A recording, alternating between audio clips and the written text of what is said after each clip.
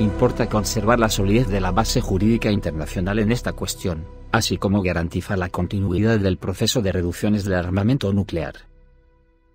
Hemos acordado con Estados Unidos haber reducido nuestros potenciales nucleares sobre vectores estratégicos hasta unas 1.700 a 2.200 unidades hacia el 31 de diciembre de 2012. Rusia está dispuesta a cumplir estrictamente los compromisos asumidos.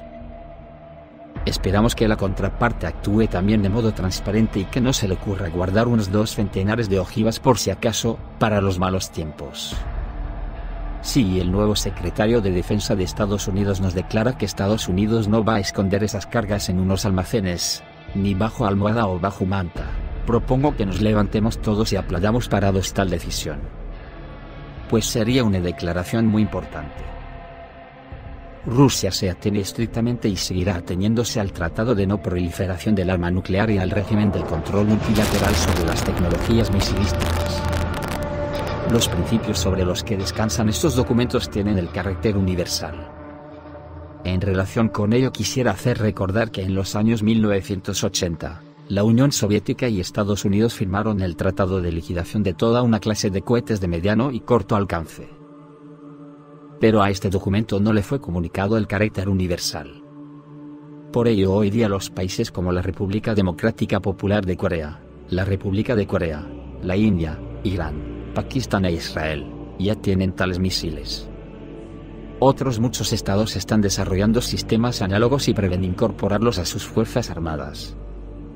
Tan solo Estados Unidos y Rusia están cumpliendo el compromiso de no desarrollarlos. Se entiende que en tal contexto nos vemos obligados a pensar en las garantías de nuestra seguridad. Al propio tiempo, no se puede permitir el desarrollo de nuevos tipos de armas basadas en altas tecnologías, lo que desestabilizaría la situación. Sobra decir que también hace falta adoptar medidas para prevenir el surgimiento de nuevos focos de confrontación, especialmente en el espacio. Como es sabido, las guerras de las galaxias ya no son ciencia ficción, sino una realidad. Ya a mediados de la década del 80, del siglo pasado, Estados Unidos realizó en la práctica la intercepción de su propio satélite. En opinión de Rusia, la militarización del espacio podría provocar consecuencias impredecibles para la comunidad mundial, comparables con aquellas que tuvo el comienzo de la era nuclear. Nosotros en más de una ocasión promovíamos iniciativas dirigidas a no admitir el emplazamiento de armas en el espacio. Quisiera informarles hoy que Rusia ha elaborado un proyecto de Tratado Internacional de Prevención de la Colocación de Armas en el Espacio, el que en los próximos tiempos será dirigido a otros países como una propuesta oficial. Propongo trabajar juntos en ello. A nosotros no nos pueden menos que preocupar los planes de desplegar elementos del sistema de defensa antimisiles en Europa. ¿A quién le conviene una nueva vuelta de la carrera armamentista, inevitable en tal caso? Dudo mucho de que sean los propios europeos. Ninguno de los llamados países problemáticos tiene misiles que realmente puedan presentar amenaza para Europa, con alcances de 5 a 8.000 kilómetros. Ni lo tendrá en un futuro previsible. También es obvio que un hipotético lanzamiento de un misil de Corea del Norte contra Estados Unidos vía Europa Occidental contradice las leyes de la balística. En Rusia decimos en tal caso que ello equivale a alcanzar la oreja izquierda con la mano derecha. Al encontrarme aquí, en Alemania, no puedo dejar de mencionar el estado crítico en que se encuentra el Tratado de las Fuerzas Armadas Convencionales en Europa, FACE. El FACE adaptado fue firmado en 1999, partiendo de una nueva realidad geopolítica, la liquidación del bloque de Varsovia. Desde aquel entonces han transcurrido 7 años, pero solo 4 estados han ratificado este documento, incluida la Federación de Rusia. Los países de la OTAN manifestaron abiertamente que no iban a ratificar este tratado, incluida la tesis de las limitaciones de flanco, concerniente al emplazamiento en los flancos de una determinada cantidad de tropas, mientras que Rusia no retire sus bases de Georgia y Moldavia. Estamos retirando nuestras tropas de Georgia, además lo hacemos de modo acelerado. Hemos resuelto nuestros problemas con la parte georgiana, lo sabe todo el mundo. En Moldavia sigue presente nuestro contingente de 1.500 efectivos, el que está cumpliendo funciones de mantenimiento de la paz y de la custodia de los almacenes de municiones que han quedado de la época de la Unión Soviética. Estamos debatiendo regularmente este problema con el señor Solana. Él conoce la posición que mantenemos nosotros. Estamos dispuestos a seguir trabajando en este derrotero. ¿Y qué es lo que está sucediendo en este mismo tiempo? En este mismo tiempo en Bulgaria y Rumanía surgen las llamadas bases ligeras de Estados Unidos, de 5.000 efectivos en cada una. Resulta que la OTAN destaca sus unidades de vanguardia hacia nuestras fronteras nacionales, mientras que nosotros, al cumplir estrictamente el tratado en cuestión, no respondemos de ningún modo a tal proceder.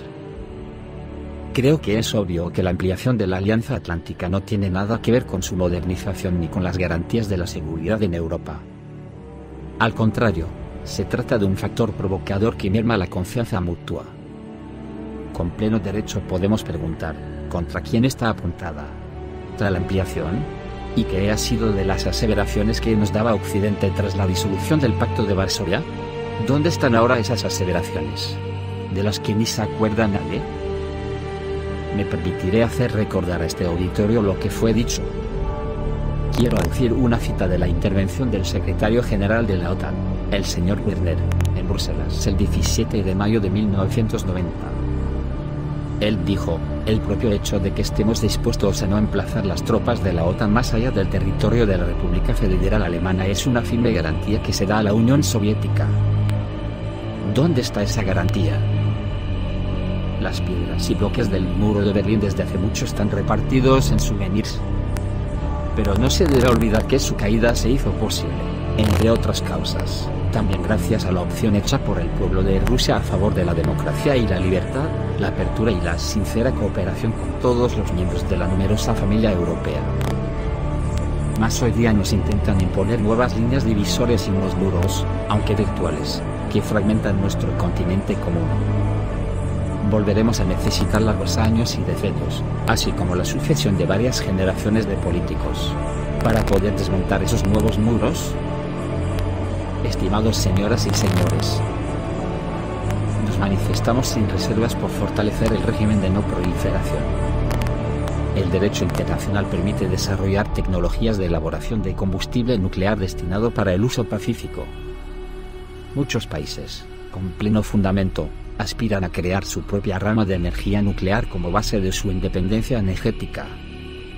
Pero sabemos que no se necesita mucho tiempo para transformar tales tecnologías en unas que permiten obtener material militar.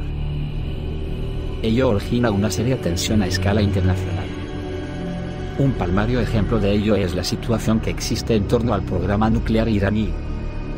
Si la comunidad mundial no encuentra una sensata solución para este conflicto de intereses, las crisis desestabilizadoras como esta seguirán sacudiendo el mundo, porque no solo Irán es capaz de hacerlo.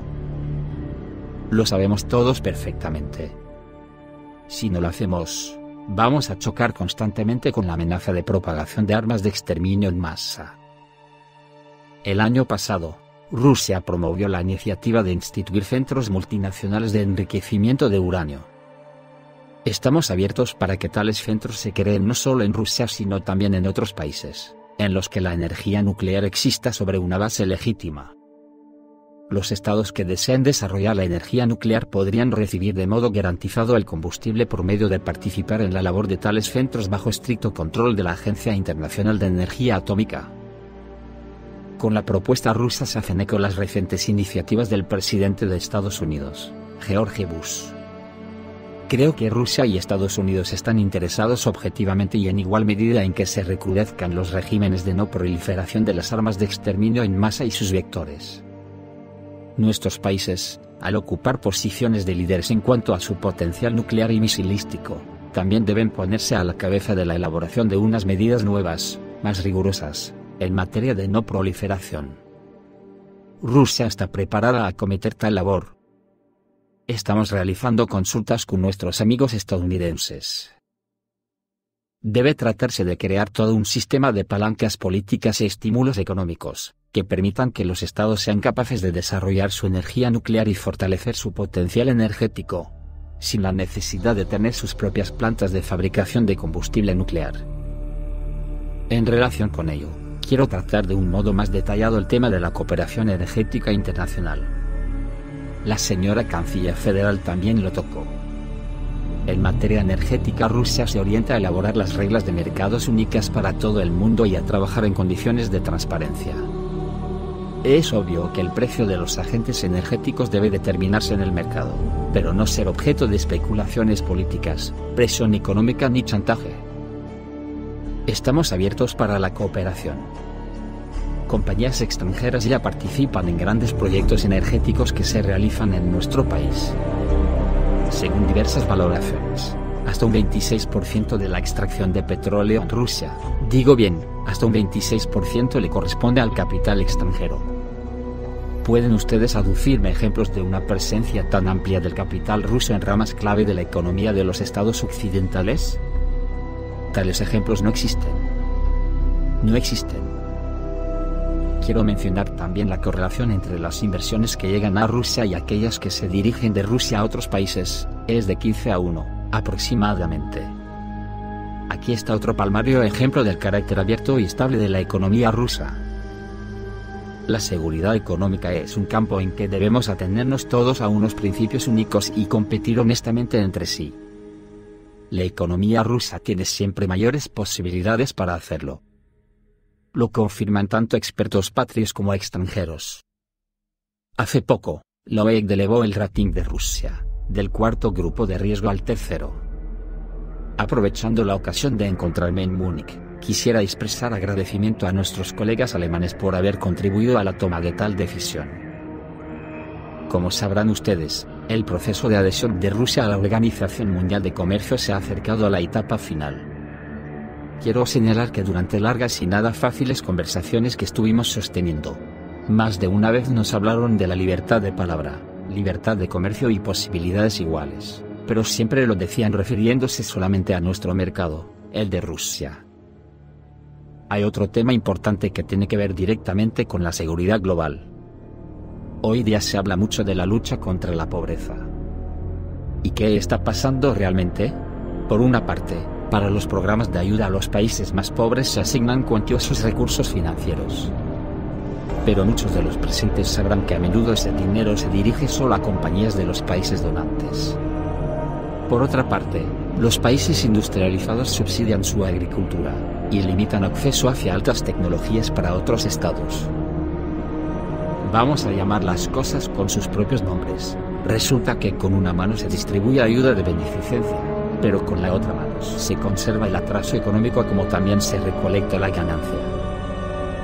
La tensión social que surge en las regiones depresivas desemboca inevitablemente en el aumento del radicalismo y el extremismo, así como nutre el terrorismo y los conflictos locales. Y si ello sucede, por ejemplo, en Oriente Próximo, donde el entorno exterior se percibe de modo exacerbado como un mundo injusto, surge el riesgo de una desestabilización global. Las principales potencias deberían ver esta amenaza, y respectivamente, edificar un sistema de relaciones económicas mundiales más justo y más democrático, en el que todo el mundo tenga las perspectivas de desarrollo. Estimados señoras y señores, al intervenir en una conferencia dedicada al tema de seguridad, es imposible silenciar la actividad que está desarrollando la Organización para la Seguridad y Cooperación en Europa. Como es notorio, esta fue instituida para analizar todos los aspectos de la seguridad, todos, quiero subrayarlo, militares, políticos, económicos y humanitarios, además en su relación mutua. ¿Y qué vemos hoy? Vemos que este equilibrio está alterado. A la OSCE le intentan transformar en un instrumento vulgar utilizado para garantizar los intereses de un país, o un grupo de países en detrimento de los de otros países. Respectivamente fueron cortados tanto el aparato burocrático de la OSCE, que no está relacionado de ningún modo con los países fundadores, como también el procedimiento de toma de decisiones y el uso de las llamadas comunicaciones no gubernamentales, en las que son independientes solo de pura fuerza, porque se financian por unas fuerzas completas, diferentes, según documentos estatutarios. En la esfera humanitaria la OSCE está llamada a prestar cooperación a los